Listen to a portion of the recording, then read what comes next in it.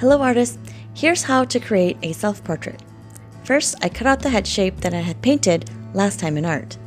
I'll set that aside and choose a background color for my picture. I wanted to make the background more interesting than just a solid color, so I used a texture plate and rubbed the side of a crayon over. After I used a yellow crayon, I realized it was too light and I didn't have enough details, so I took another crayon and I went over a second time. That looks way better.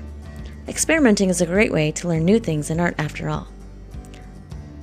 The next thing I did was find a larger piece of paper that I could use for my shoulders. I cut the corners to create a rounder shape for the shoulders, and then I folded the piece of paper where it met the bottom of the background sheet to make sure that it fit. If you're going to use liquid glue, remember that a dot is a lot.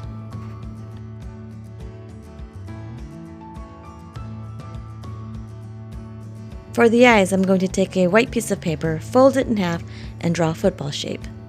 I'll cut it out, and because it's folded after it's cut, it'll be two of the exact same shapes. Draw some eyeballs, and glue it down.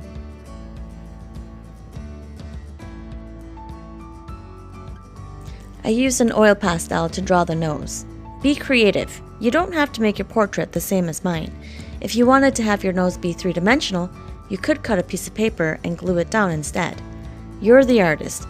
If you'd rather draw on the face rather than cut paper like I did, that's up to you too.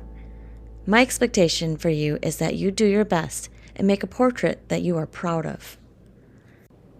Now for some details. I made sure my glasses would fit by taking a thick strip of paper and holding it over the head shape. That's how I know it'll be long enough. I'll draw the glasses shapes and carefully poke a hole through the part where I want my eyes to show through. Then I'll cut around and glue it down. Finally, for the top of my head, I decided to put some hair shapes. I experimented with different shapes and covered parts of my forehead. Then I realized I could use other items from our studio. So I also glued down some yarn to give my portrait some texture. Final details include a pattern for my shirt, and then there you have it, a complete portrait that I'm very proud of. Now let's get to art making.